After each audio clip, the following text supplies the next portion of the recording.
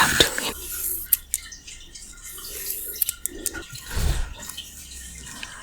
I found I should give you guys the old-fashioned way, just the typical names.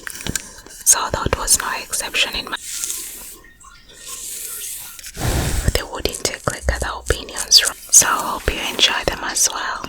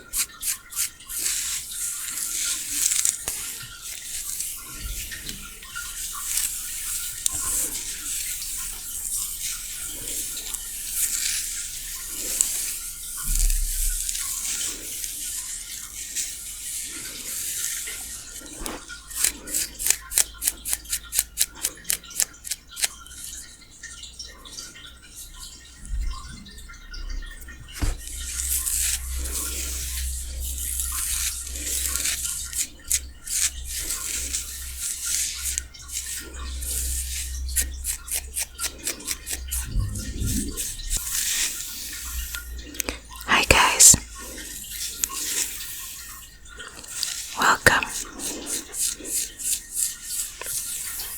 to today's asthma session.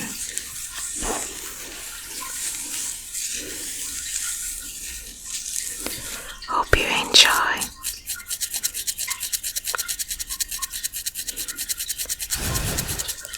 This tingles. And please do like and subscribe to our channel. Also, do follow us on our social media platforms. We are on Instagram and Twitter. We also have individual vlog channels that we channel our day-to-day lives and different other things on there. All the socials and the channels are linked in the description of this video.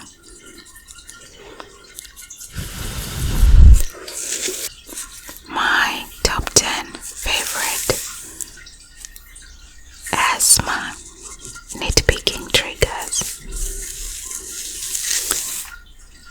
These are just some of the triggers that I really enjoy watching and editing and sleeping to.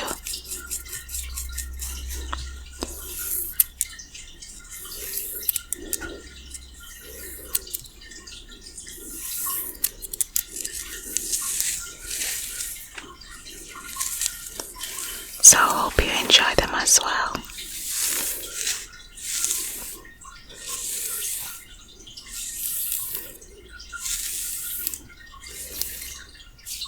So while I'm doing these triggers, I thought I should tell you guys a few stories of my upbringing. Since you guys like it so much in the previous asthma videos, I thought, why not tell you guys a little bit more.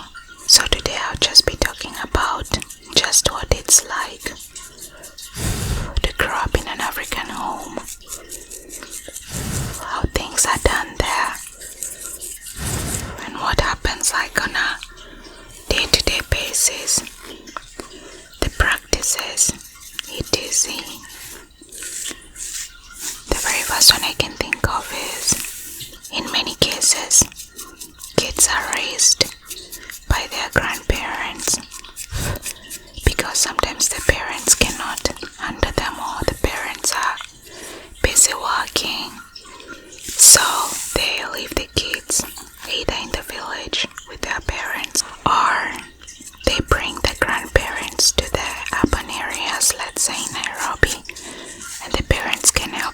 miss the kids.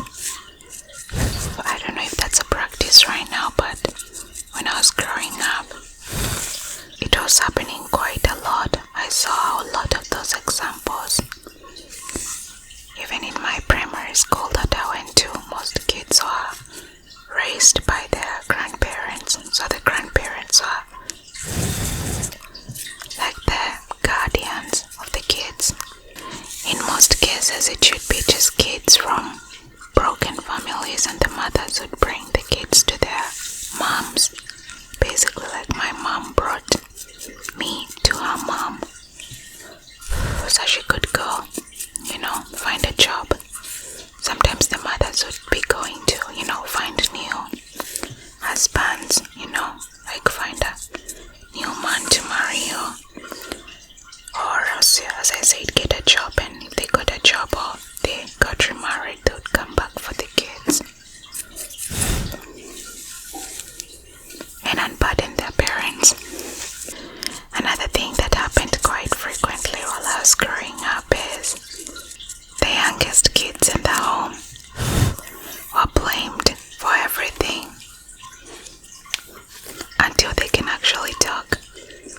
Basically, if you're left to do some chores and you didn't do them, you would say, I didn't do them because basically the baby was crying and I had to carry the baby or feed the baby. If the house is a mess, you can always say, I did clean the house, but the baby stepped all over it. If you're washing the dishes and you broke something, you'd be like, oh, it's the baby that broke it, it's not me. So yeah, the youngest kids in the home were blamed for everything, and it was quite fun. As I said, at my grandma's house, there was like 4 of us, sometimes 5.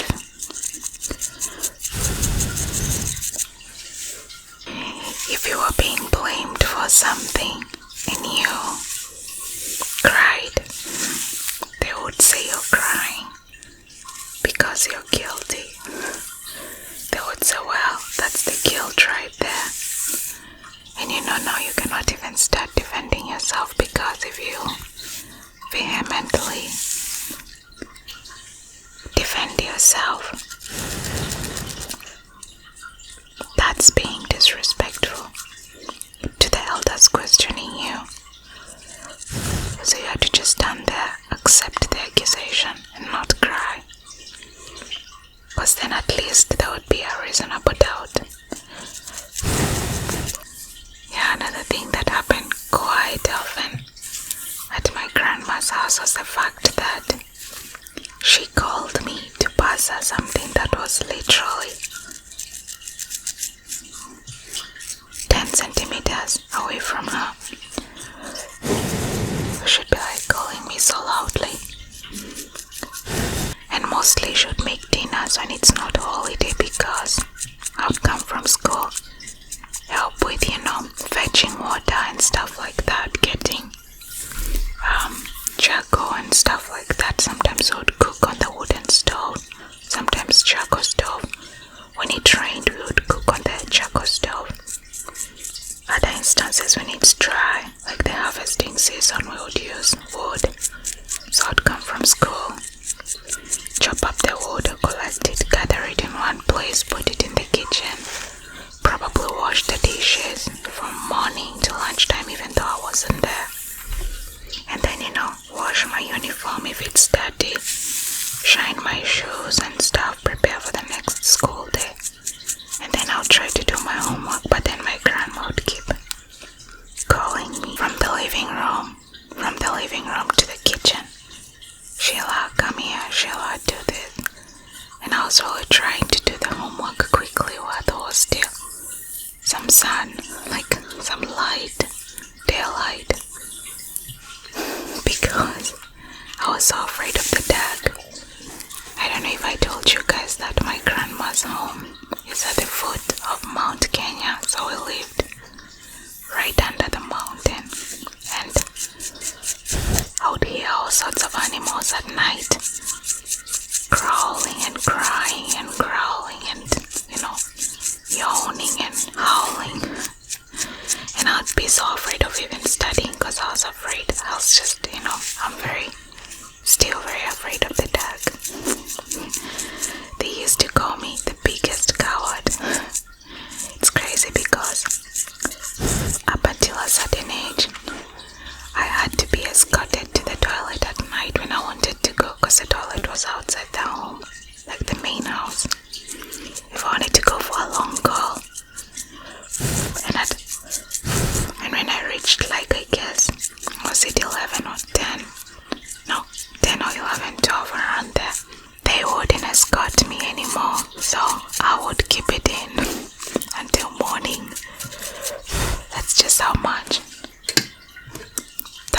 realized how big of a coward I was.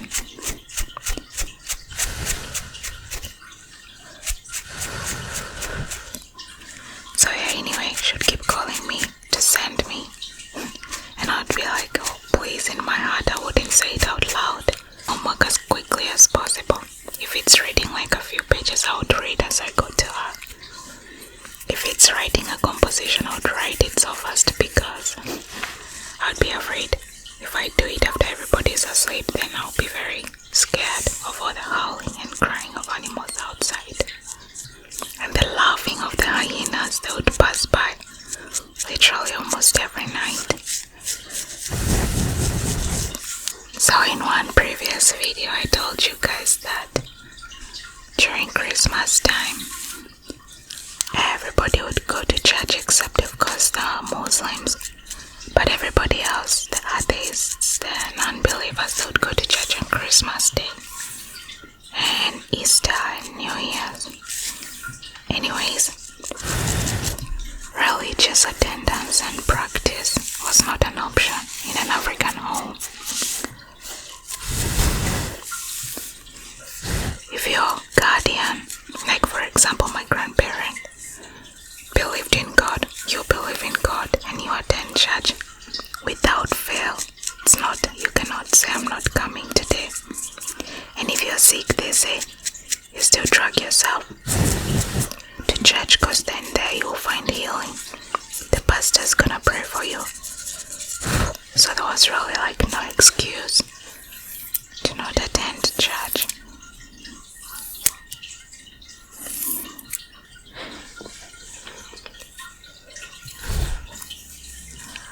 I found that this trigger, parting the hair with nails, people really liked it. I got a bunch of comments, people saying that I should do more hair parting with nails. So yeah, another thing that was a common practice I experienced growing up was the sex education, if I may call it that. While growing up, you will have maybe like 3 conversations about sex with your guardian. Let's just say guardian because I was raised by my grandma. One of them is when puberty starts. I guess you're still in primary school then. It's the 2 last years of primary school. And then when you're in high school, or going off to high school, and then when you are heading off to college, you know, you're grown now, you're gonna be most probably living alone in the hostels or dorm. And the talk was pretty much like in Mean Girls, where you would be told to not have sex because you'll get pregnant and die. You know, at least for the girls it was more of a lengthier conversation because, you know, there's this saying in Africa that the children belong to the woman, you know, that the woman will do all the heavy lifting when it comes to kids. And most men also, they just, you know, run away really from the responsibility. I saw that firsthand when I was growing up, even in my own home. My auntie and her first boyfriend, her high school love. I mean, they went to primary school together, high school together, and then they went off to college. But when she got pregnant, he just got someone else and, you know, abandoned her to raise my cousin alone.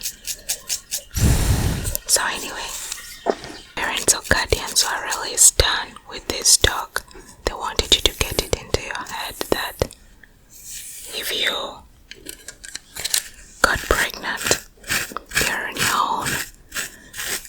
And you know, now at this point, I'm being raised by my grandma, so basically it's not like when I'm grown I can bring up my kid, because usually she was saying you guys are not gonna have it easy because I'm too old. Your moms are not in the picture. Me and my cousins. The two cousins, so their moms were not in the picture. One, the mom was very present, my cousin, the boy. And the other two cousins, they're both the mom and the dad, my uncle and his wife, are not in the lives of them. But anyway, my grandma would be like, I'm too old to raise your kids, to raise you guys and your kids, so you're on your own. If your parents couldn't handle you, how will you guys handle kids? So that really scared us. We were really shook.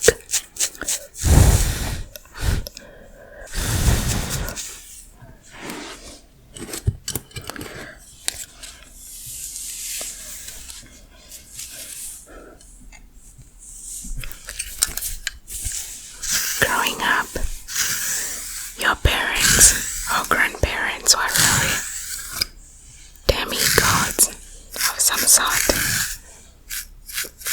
Whatever they said went.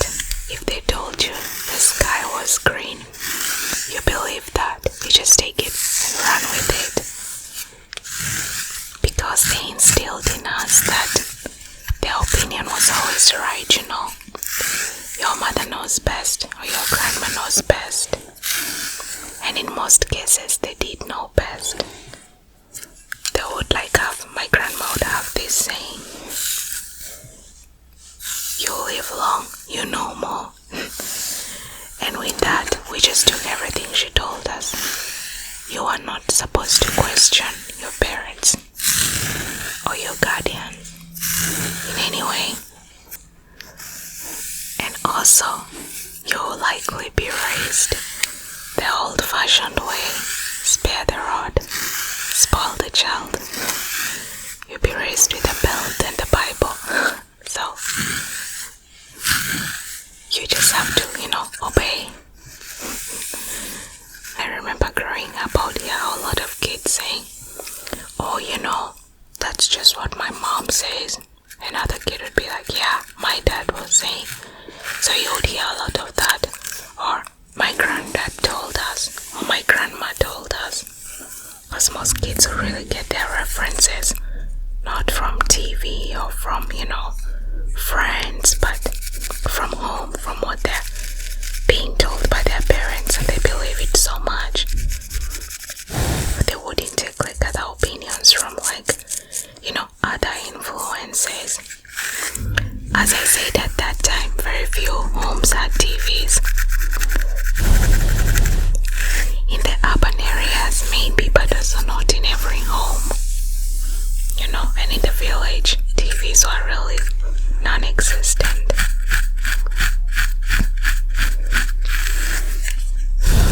Yeah, so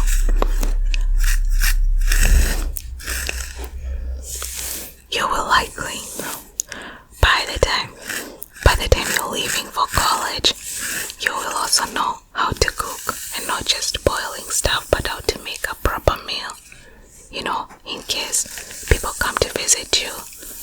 Because during the holidays, we'll take turns to cook. Kids cook in Africa as early as 6 years old, 7 years old. You just start cooking, by helping around the kitchen. You watch what's being done and you learn. And by the time you're 7, 8, you already can cook a meal for 6 people and cook it properly. I know that all the neighbors' kids used to cook. I would cook, my cousins would cook. So yeah, there was no reason why you don't know how to do house chores and also cook for yourself. This is Africa, so there's no washing machine or dishwasher. And in most homes also in the village, there was no sink. So you fetch water either at the river, or if there's piping running through the village, you go where the pipe is and you fetch water. And some homes also had a borehole.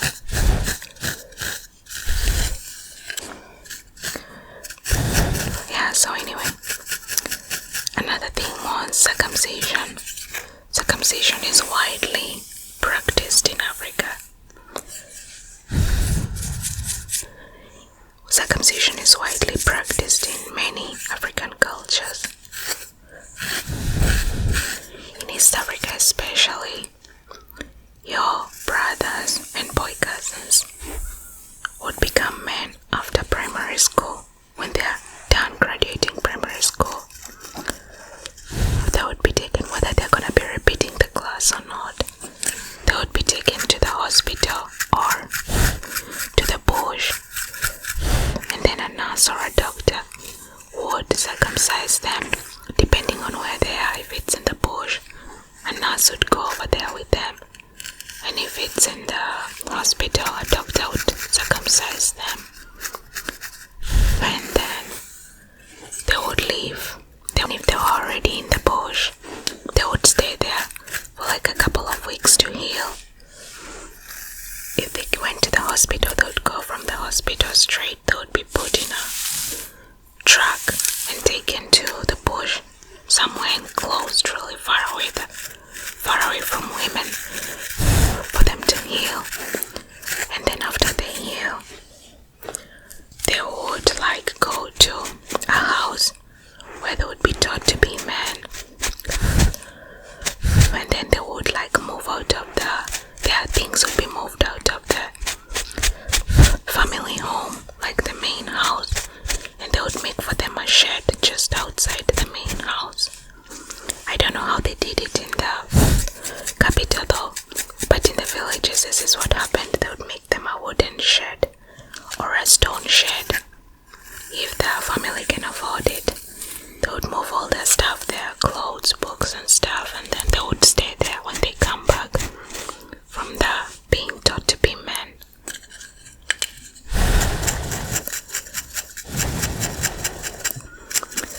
In my grandma's house, actually, there's still the shed that both my cousins stayed in.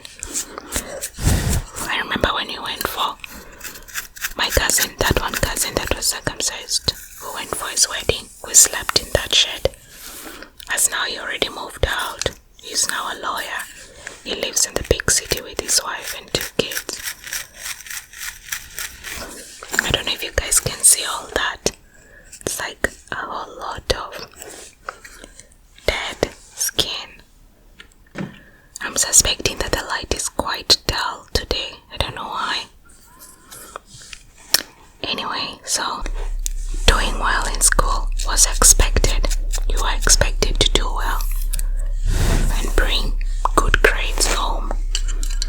And if you brought anything less than a B, the parents would be like, the person who got A in your class, do they have 3 heads and you have just 1? Do they eat stones and you eat what? To make you so dull. Yeah, they would give you, some families would even like beat their kids, that they would give you a lashing. Some families, they just make you feel miserable with their talk. Some would guilt you. You see how poor we are and you still do bad. Who's gonna rescue us? You are our only hope, and look how bad you perform. Some families would be like, we've sacrificed everything for you, and look just how horrible you perform in school. What should we do now? Cry? So yeah, it was very competitive. That you perform well, you are just under like pressure to do well. So here's a funny one.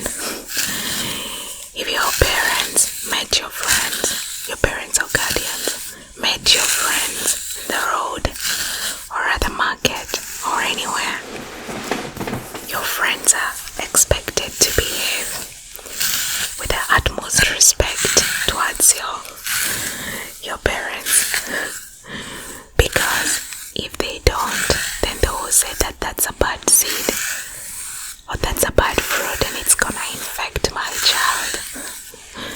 So you would always hear, like my grandma would come from the market saying, I met so-and-so's daughter, your friend, and child is such a misbehaved child. She didn't greet me, she didn't say hello. She saw me and she ran away. You should stop being friends with that girl. Or if your friends were seen doing something they shouldn't be doing or somewhere they shouldn't be, that would just, translate that that's a bad person. You're not hanging out with them anymore. So basically your friends had to watch how they behaved in public if they want to be your friends. Sometimes if your family warns you or bans you from associating with someone who is known as a bad seed in the village, you can be secretly friends. I remember I had a secret friend. We used to walk. Well, she came from a family where the father was an alcoholic, and that's just like one of the greatest sins in a village like the one I grew up in. Anyway, the father was not very nice to them, and the mother was always stressed and was not there for them. But anyway, they were good kids, but my grandma couldn't hear none of it. So anyway, I would tell her, you hide yourself when you come to pick me to go to school, because her home was like ahead of my home. And if we saw someone coming, we would pretend we don't know each other. Like she would walk behind me and I would walk in front, just so that no one would say, I saw Sheila and her friend walking home from school. One time someone saw us and grandma said, what friend was that? Then I said, oh, it was McKenna, some other girl. And grandma was like, what was McKenna doing these sides? I was like, oh, her mom sent her to get something after school from the shop, because there was only one shop that was not in the center of the village, and it was close to my home. Well, not very close, like 15-minute walk, give or take. Anyone who's older than you, like the age of, let's say, anyone old in your family, let's say your aunties or uncles, you would call that person, even though they're a neighbor, auntie or uncle, you wouldn't call them by their first name. Or you would call them mama somebody if they had a kid, or mama somebody if they had a kid, you wouldn't dare call them by the first name. So there was a lot of aunties, and as usual during that time people are not so creative with names, so it's just like here in the country we live in, the names are so repetitive you can hardly keep up with who is who. In this town alone there's like 100 Teresas, Veronica, it's just the typical names. So that was no exception in my village. There was a lot of Mwenda and Mwende and Kawira and, typical Kenyan names, at least Meru names. So yeah, you would be like, I saw Mama Mwende up, the one who lives up. Mama Mwende, the one who's married to the pastor. Mama Mwende, the one who sells at the market. Because it's not like you can say Mama Mwende 1, 2, 3. So yeah, anyway, everyone was either Mama or Baba or Auntie and Uncle if they didn't have any kids.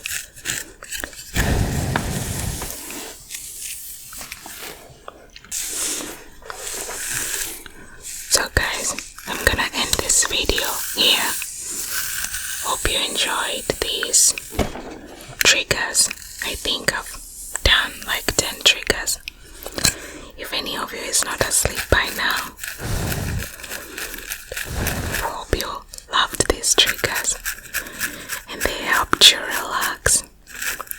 I'm gonna continue with more experiences of, being African, living in Africa, living in an African home. So stay tuned and do not forget to like and subscribe.